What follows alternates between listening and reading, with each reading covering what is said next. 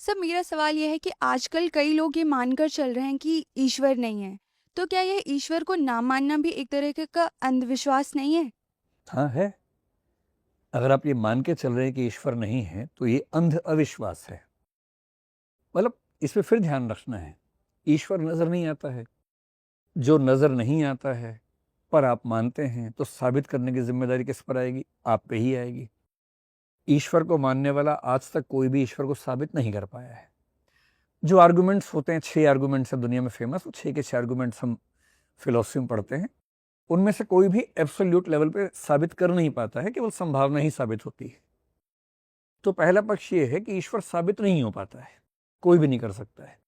लेकिन अगर ईश्वर को मानने वाले ईश्वर साबित नहीं कर पा रहे तो ये भी ध्यान रखना है कि ईश्वर इतनी रैंडम कल्पना नहीं है।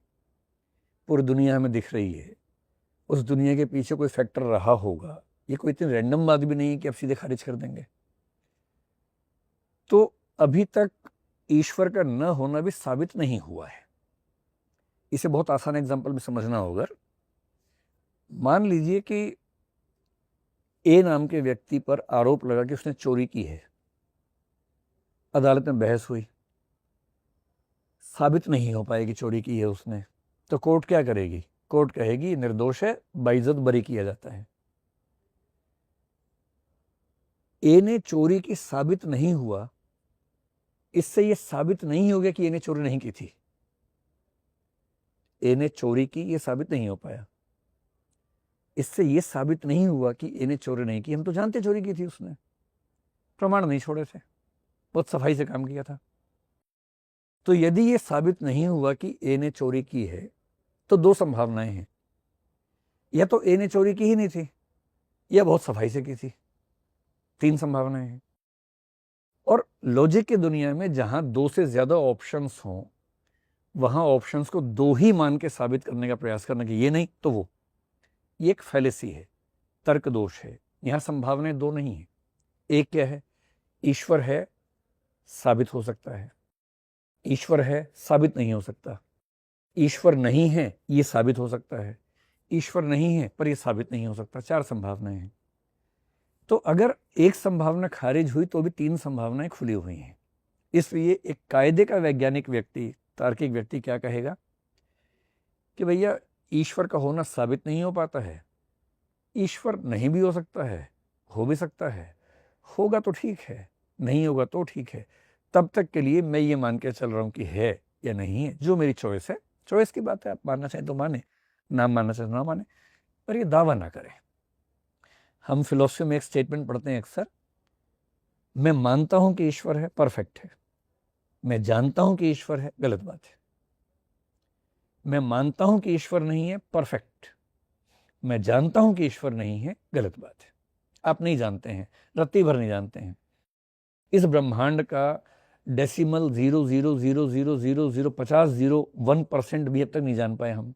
और आप इतनी बड़ी बड़ी हाँक रहे हैं कि हमें पूरे ब्रह्मांड के पीछे क्या वही पता है। ये तो हाँकने वाली बात हो गई ना। इसलिए थोड़ा सा विज्ञान पढ़ के लोग इतना उछलने लगते हैं कि पगला जाते हैं। आइंस्टीन ईश्वर को मानते थे, पता है आपको?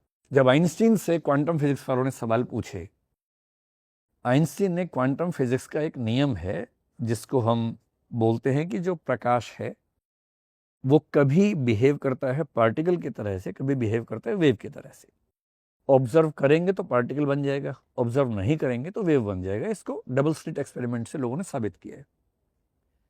तो उनसे जब कहा गया कि भाई ऐसा होता है, और ये भी कहा कि ऐसा साबित हो रहा है कि एक सब एटॉमिक पार्टिकल यहाँ हो और एक कहीं और हो, और उनमें एक रिलेशनशिप बनी हुई है, लगातार बनी हुई है, तो वो इसको मानने को तैयार नहीं थे। और ये रैंडमनेस जो है कि पार्टिकल और वेव एक ही चीज हो सकती है ऑब्जर्व करने और नहीं करने पर, वो इसको मानने को हरगिज तैयार नहीं थे। और खारिज कैसे किया? उनका बहुत फेमस वाक्य है, गॉड डजंट प्ले डाइस। ये आइंस्टीन का वाक्य है कि भगवान जुआ नहीं खेलता है, भगवान पासे नहीं खेलता है। आइंस्टीन हम सबसे बहुत बुद्धिमान ही रहा होगा, और वो भी ये मान रहे कि ये पूरा ब्रह्मांड जो है इतना सिस्टमेटिक है। न्यूटन का आप आर्गुमेंट पढ़ के देखिए, केपलर भी भगवान को मानता रहा, हालांकि उसके तर्कों ने बाइबल को गलत साबित किया, भगवान को नहीं। न्यूटन के आर्गुमेंट्स ने बाइबल को गलत साबित किया, भगवान को नहीं। और न्यूटन भगवान को खूब मानता था। न्यूटन साइंस में इसलिए उतरा था कि मैं साबित कर दूं कि बाइबल में ठीक लिखा हुआ है। साबित उल्टा हो गया अलग बात है, पर उसकी नीयत ये थी। न्यूटन ने भी ये कहा कि ये वर्ल्ड इतना परफेक्ट है, इतना परफेक्ट डिजाइन अपने आप नहीं बन सकता है, there has to be God. तो मैं ये नहीं कह रहा कि उनकी बात अंतिम सत्य है, मैं सिर्फ ये कह रहा हूं कि न्यूटन ने, आइंस्टीन ने, इतने बड़े बड़े वैज्ञानिकों ने अगर माना है तो ऐसा थोड़ा ना कि हम मतलब हंसी मजाक में खारिज कर दें और खारिज हो जाएगा। तो अगर आप ईश्वर को नहीं मानते हैं तो नहीं मानते हैं तक ठीक है, दावा नहीं करना है कि नहीं है, इतना ज्ञान नहीं है आपके पास। और यदि मानते हैं तो मानते हैं, ये दावा नहीं करना कि मैं जानता हूं, मैं मानता हूं।